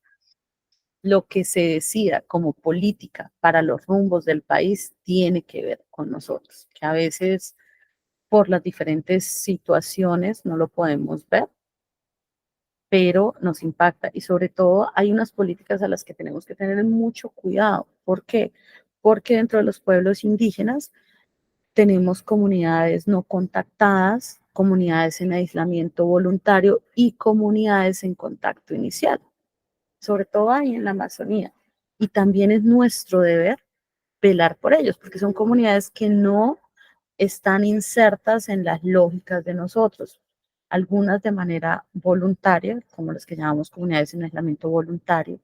Entonces, ¿qué debemos velar? Por ejemplo, que no vaya a haber una política de deforestación que vaya a acabar con sus territorios y que vaya a irrumpir esa, esa cultura y esa dinámica de vida que han elegido. Y entonces alguien dirá, ¿y cómo se hace consulta previa con esos territorios o con esas comunidades? ¿Y cuál es la institucionalidad que va a velar por esas comunidades o por esas institucionalidades? Porque acá explica, o sea, decirlo y compartirlo de pronto se ve fácil, pero en la práctica es un reto. Y entonces la pregunta es, ¿hay institucionalidad para consulta previa para comunidades y pueblos indígenas en aislamiento voluntario o en contacto inicial o no contactados? Y es necesario recordar que la consulta previa también es con el territorio. Entonces, si bien ya hay unos decretos para proteger mínimamente a estos compañeros, a estos hermanos, lo más importante es velar que las políticas de orden nacional no afecten sus territorios, que ellos puedan estar viviendo en sus territorios sin que los afectemos ni impactemos sus dinámicas propias de vida. Lo que ellos han elegido, continuar con su cultura, que no se toque. Este es un tema, podría decirse, bastante complejo, pero es un tema que hay que dialogarlo y que hay que hablarlo y que hay que revisarlo en estos espacios. Entonces diríamos nosotros, bueno, y si están en aislamiento voluntario, ¿cómo hace uno ahí? ¿Cómo suscribe un acta? Por eso hay espacios de concertación y hay espacios de comunidades que lo que velan es para que ese territorio se mantenga, para que ese territorio se respete. ¿Por qué? Porque si el territorio mantiene protegido, si ese territorio no se invade, pues ellos van a poder seguir desarrollando sus dinámicas propiamente. Pero sí, ahí habría una pregunta, compañeros, ¿cuál sería el rol de la institucionalidad en el caso de comunidades indígenas no contactadas en aislamiento voluntario o en contacto inicial. ¿Cuál creeríamos cada uno de nosotros que sería ese papel? O sea, ¿cómo lo haríamos? ¿Cómo se haría ese proceso? ¿O cómo lo haría la institucionalidad? ¿Y cómo garantizamos que realmente eh, haya esa garantía de la consulta previa, libre e informada? A ver, revisémoslo, analicémoslo, porque además decimos como, uy, no, dependiendo de donde seamos cada uno de nosotros, podríamos, podríamos pensar, eso está muy lejos de mí, o no, yo no tengo nada que ver con eso.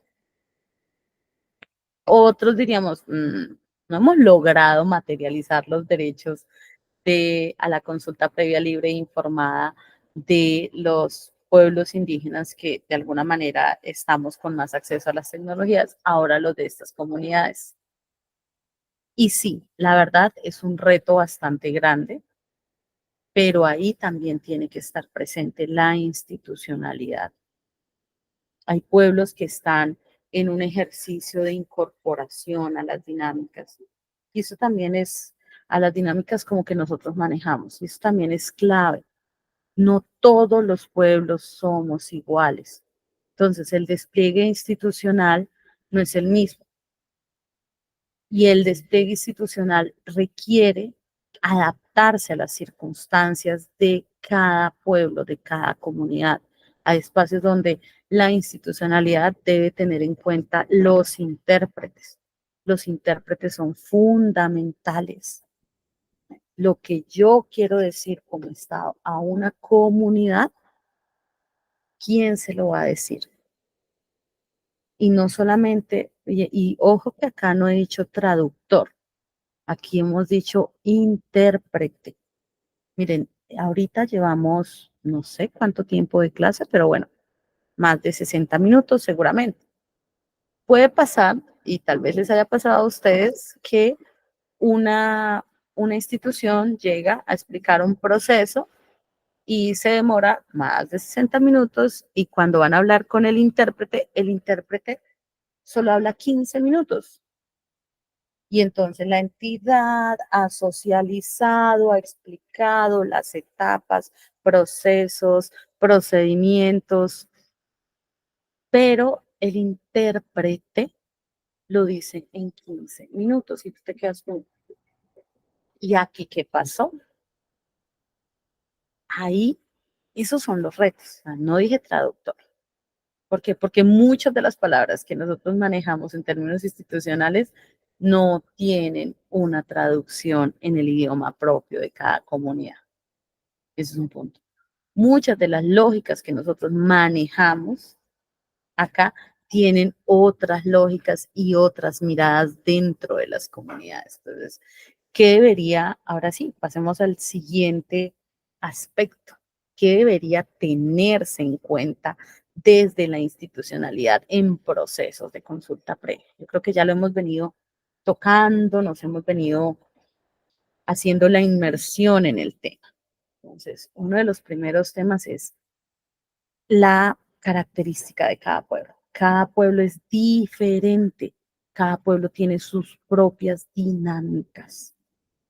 Hay pueblos que necesitan traductor solamente, hay pueblos donde hay que trabajar con intérpretes. Y entonces hay quienes van a decir, pero si muchos de los pueblos hablan español, yo hablo con los líderes en español.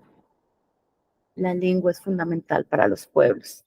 Y a veces el solo explicar el proyecto en lengua activa mucho más los canales de comunicación que si los explicáramos todos en español. El contexto, como les digo, en Colombia hay pueblos en contacto inicial, que son estos pueblos que están empezando a conectarse. O sea, son pueblos que no vivieron el proceso de la colonización, que no saben qué fue la llegada de los españoles, que no estaban dentro de la lógica de la república, apenas están iniciando el contacto con este proceso. Profesor, Hola, profe. Sigo ahí Profe, en mi reunión, pero me dieron una gabela para poder conversar con usted un ratico para cerrar me imagino que está cerrando la clase. no, ¿será que estamos muy alargados? No, estamos conversando. Bueno, le comento, profe.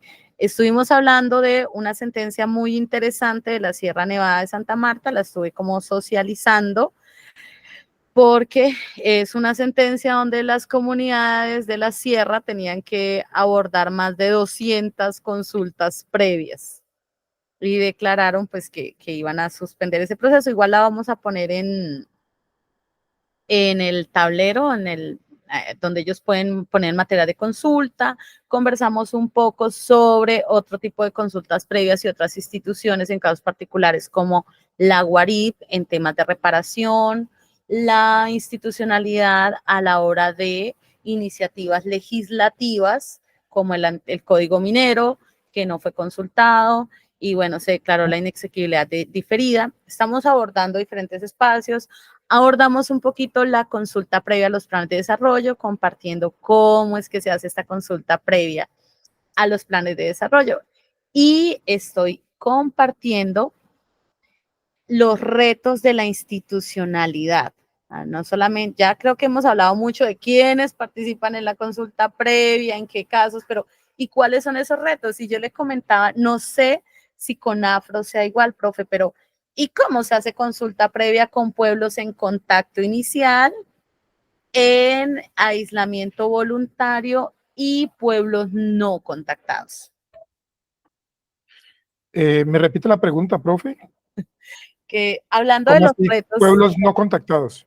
Sí, entonces los pueblos no contactados son pueblos que sabemos que existen, que están dentro de los territorios, pero que no han tenido contacto con Ah, correcto, las sí, sí, sí. dinámicas institucionales y públicas. O sea, son pueblos que no tienen o sea, sí tienen su forma organizativa, pero no se registran, no están, o sea, son no contactados. Hay otros que son aislamiento voluntario, que son los que vieron un poco, conocieron estas dinámicas, pueden ser, por ejemplo, las víctimas de la cauchería, que dijeron que en algún Son momento muy estuvieron, notos, no, entre otros. ahí, y dijeron como, no, nosotros nos regresamos al territorio, o sea, nosotros nos aislamos, no nos interesa estar. Entonces, pueblos en contacto inicial son, por ejemplo, los NUCAC todavía podrían ser considerados pueblos en contacto inicial. Pueblos en aislamiento voluntario son los que decidieron retornar al territorio y no se relacionan con nada, o sea, no van a ir a una alcaldía, no van a ir a un puesto de salud, y definitivamente están los no contactados, que son pueblos que sabemos que están, pero definitivamente no sabemos ni siquiera cómo se llaman, cuál es su dinámica. Entonces, Vale.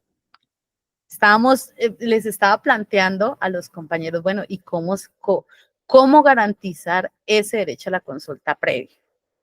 Ajá. Bueno, en primer lugar, efectivamente existen y ahí hay una es probable que me tengas que ayudar con el término, Ujú, porque es una población de especial cubrimiento, especial cuidado, especial tratamiento. ujú, En comunidades negras realmente no existe ese tipo de poblaciones, por ejemplo, no contactadas. Lo que ujú, sí tenemos claramente es sitios de súper difícil acceso, tanto en el Pacífico, en la costa atlántica, incluso en algunas partes de la Orinoquía y la Amazonía, poblaciones afro que están en situaciones donde el acceso es muy complejo.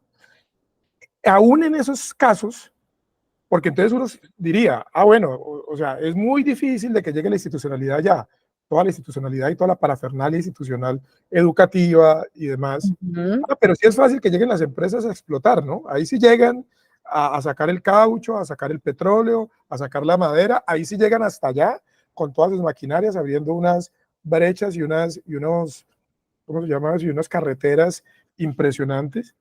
Entonces, un desafío que tiene la institucionalidad y las organizaciones públicas. Yo no hice, se me olvidó hacer una precisión que hacemos mucho acá en la Universidad del Valle, y es la precisión de la diferencia entre eso es un tema conceptual entre institucionalidad y organización pública. La institucionalidad es más como la familia, la religión, o sea, son como, desde la perspectiva sociológica, como la institucionalidad.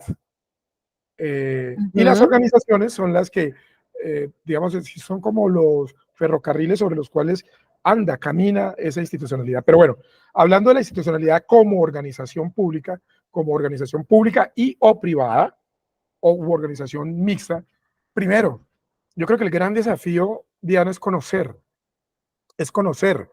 es saber que existe un derecho, empaparse, saber que es un derecho que va más allá incluso de lo formal, que es una cosa incluso hasta de sentido común. Allá hay unas comunidades que han vivido durante siglos, durante mucho tiempo, que han permitido que eso se conserve.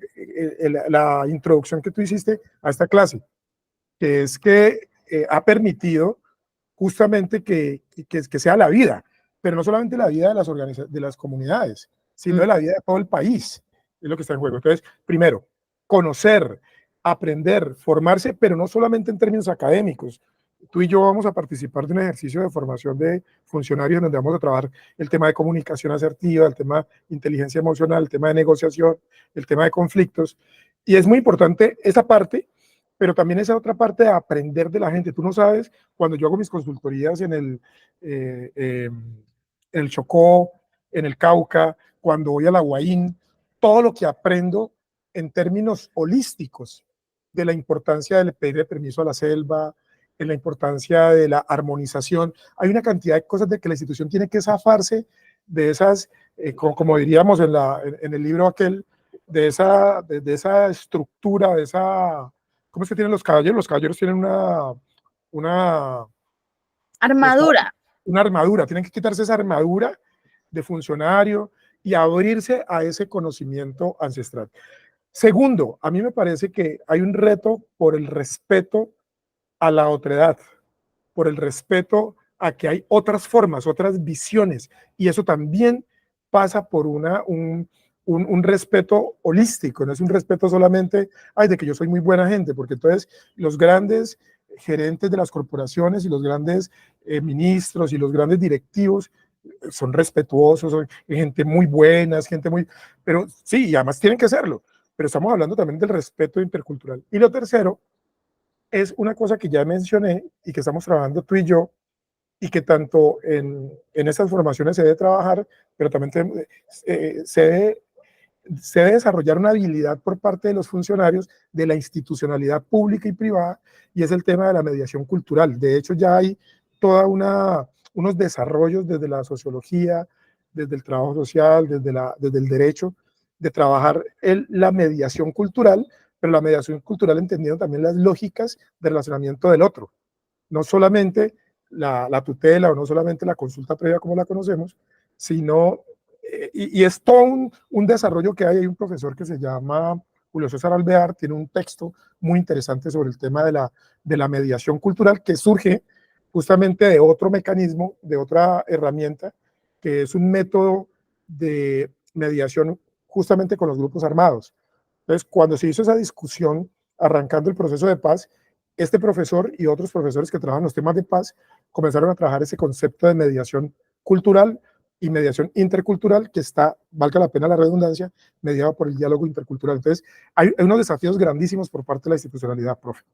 Claro que sí. De hecho, por eso quería, además es más ameno la charla compartida, más que un curso y una cátedra, hay temas que la respuesta no la vamos a tener acá, pero es importante que lo sepamos, profesor. Es importante que sepamos que dentro de los retos de la institucionalidad no está solamente seguir el paso a paso. Sabemos que hay una pluralidad de actores. Hoy hemos hecho mucho énfasis en que todas las instituciones están llamadas a participar en consulta previa, pero también que hay retos geográficos, tú lo acabas de decir, o sea, en territorios afro hay espacios supremamente retirados y hay un reto muy importante y clave. Está pasando que estamos haciendo consulta previa en las ciudades. Entonces, que por el operador, que por la logística. Entonces voy a poner el caso de todo lo que tiene que ver con el Urabá chocuano. El Urabá como región abarca Chocó y abarca Antioquia. Entonces, ¿qué hacemos? Si tenemos que consultar con estas comunidades, nos las llevamos para apartado. Y entonces los sacamos de su territorio, un territorio que siente, un territorio que escucha, porque el territorio escucha la voz. Los sacamos de ahí y nos los llevamos a conversar en apartado, en un hotel, en un espacio, con otras dinámicas. La consulta previa, uno de los retos de la institucionalidad es entender que la consulta previa es en el territorio, con el territorio. No, yo personalmente no recomiendo que se saque a las comunidades hacia centros poblados a hacer consulta previa. Y ahí, porque esta parte final, queridos oyentes de este espacio de formación, esta parte final la dedicamos a los retos de la consulta previa. El reto de la consulta previa incluso en temas de seguridad, porque a veces también es la razón por la que se hace, ¿no? Dicen, no, es que la consulta previa hay que hacerla en tal ciudad y es mejor darle el transporte a los líderes porque por allá es muy lejos, que vengan acá. Cuando hacemos eso, estamos desarraigando a la gente de su territorio. Y ellos con todas las comunidades, con todas las particularidades que tienen, viven en el territorio. O sea, en Unguía, en Acandí, las comunidades están viviendo ahí. La institucional debe poder llegar ahí.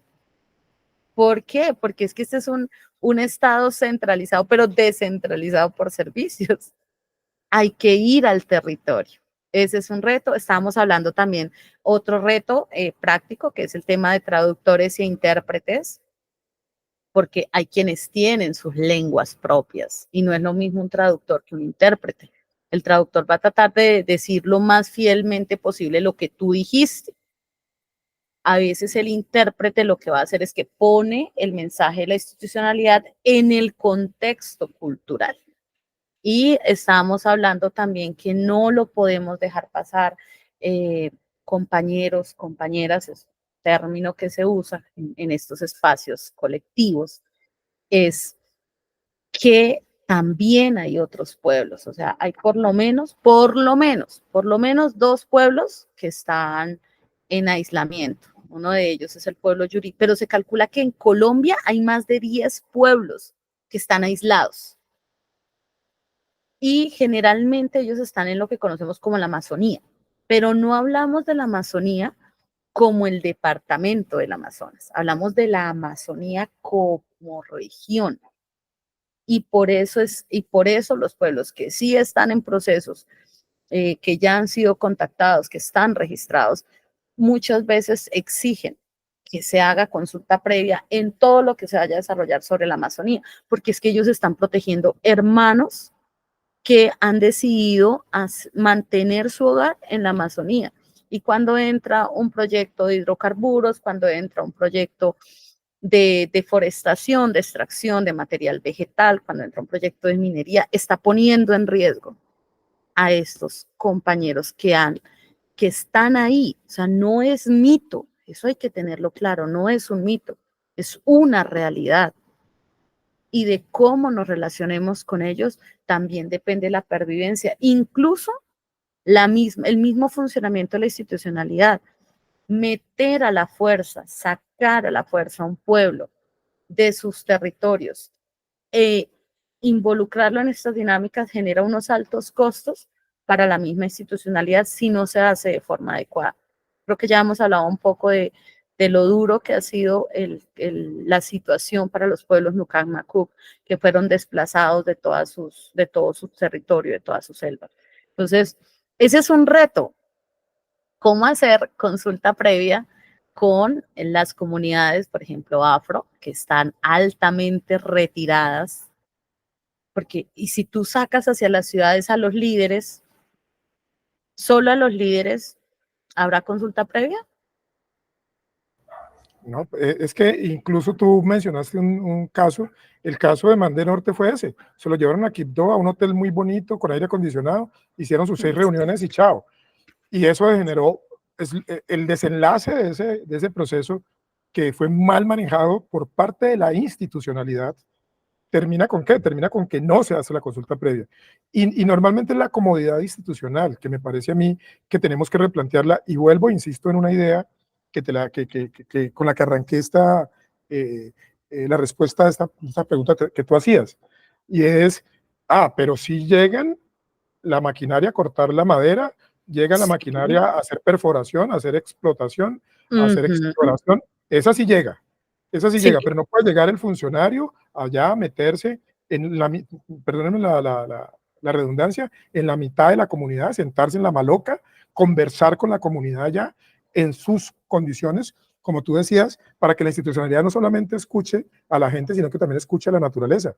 De hecho, una cosa que es muy interesante y de sensibilización institucional y yo lo he vivido, cuando uno se va y se mete, uno va hasta Bojayá, va hasta Río Quito, la belleza que uno se encuentra es también otra manera de uno conectarse con esa naturaleza que está siendo consultada, porque además, pues desde Bogotá hay otra mirada, ¿no? Son unos salvajes que no quieren el desarrollo, porque hay un concepto de desarrollo relacionado con la productividad y con el cemento, pero cuando uno va allá, esas condiciones creo que también son propicias para que el diálogo intercultural se dé, querida Diana.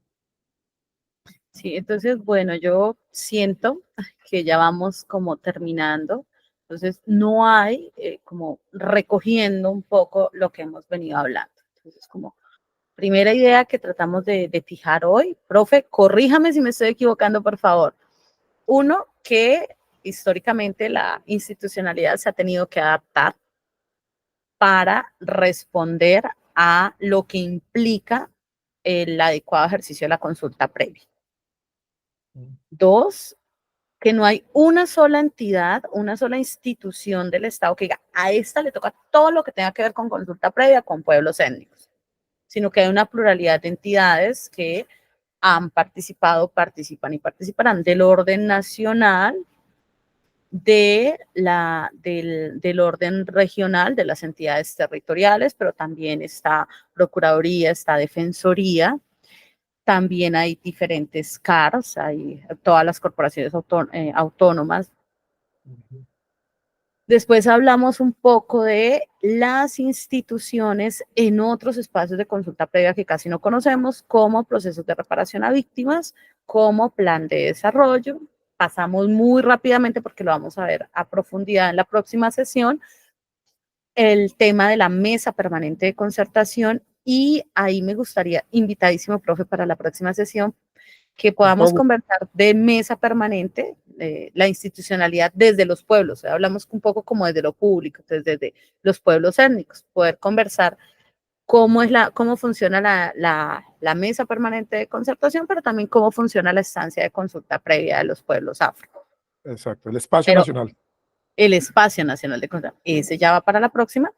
Entonces, de ahí hablamos un poco de un caso muy particular, la Sierra Nevada de Santa Marta, con más de 200 procesos de consulta previa. Invitadísimos a leerla, ya la vamos a publicar en los materiales de consulta, no es tan larga, pero estamos terminando con los retos de la institucionalidad en el marco de la consulta previa. Y uno es la geografía, o sea, entender las particularidades del territorio, de llegar a los territorios, si es verdad. O sea, si hay un interés extractivista, se llega hasta las zonas más retiradas, pero si hay un interés de consulta, entonces no se puede llegar. Entonces, llamémoslos para acá, para la ciudad. Sí, miren, cuando se hacen procesos de consulta previa hacia las ciudades, incluso hasta en la percepción, pasa. Yo también, yo fui criada, voy a hacer un paréntesis muy personal. Fui criada en un territorio hermosísimo, muy lindo. Yo amaba mi territorio y para mí mi territorio era maravilloso. Cuando llegaban a decirme que la vida donde yo vivía era muy dura y cuando llegaban a decirme todo lo que sí contaba la ciudad, carreteras pavimentadas, no sé qué, de alguna manera uno empieza a sentir que el territorio de uno no es bien, el territorio es maravilloso, donde se esté es maravilloso, o sea, donde la madre tierra lo pone a vivir a uno es lindo, pero ese decir, es que allá no, mejor acá, cambia. O sea, es bueno estar en la hamaca y la consulta se hace en el territorio. Entonces es un gran reto, consultar dentro del territorio. Con la hamaca, sí, señor. Entonces, consultar el territorio, pero también entender los diferentes lenguajes y cosmovisiones de los pueblos. La importancia del traductor y el intérprete, eso puede que no aparezca escrito en un papel, pero hay pueblos que lo necesitan, porque la palabra hay que ponerla en el espíritu de cada pueblo. ¿Y cómo se pone en el espíritu de cada pueblo? Consultando en el idioma de cada territorio. Y tres, para nosotros es las consultas y eso yo creo que se puede dejar como de incógnita, las consultas o cómo garantizar el derecho a pueblos no contactados en aislamiento voluntario o en contacto inicial. Ese es un gran reto. O sea, Colombia es un país muy diverso y y los pueblos indígenas somos muy, muy diferentes. Entonces, creo que por ahí va la tarea. Podríamos dejarlo incluso como tema de la otra clase, profe, o cómo Sí, lo ves, señora. de la otra. No, incluso porque como ahorita parte del trabajo individual de los estudiantes es eso, yo creo que esa pregunta que tú haces es muy importante y dejémosla como, igual hay que pasársela a los productores para que también la pongan en la plataforma, pero esa pregunta así concreta, por escrito para que los estudiantes la trabajen y ojalá tú la vas a retomar en la próxima sesión, pero además recuerda que te vas a encontrar con tus estudiantes de manera presencial, de manera virtual, pero presencial, entonces ahí sería muy chévere que ese debate se pudiera dar. Claro que sí. Entonces, bueno, yo creo que no, les estamos tomando un poco más de su tiempo. Esperamos que este espacio haya sido importante. Acá no es un espacio de certezas.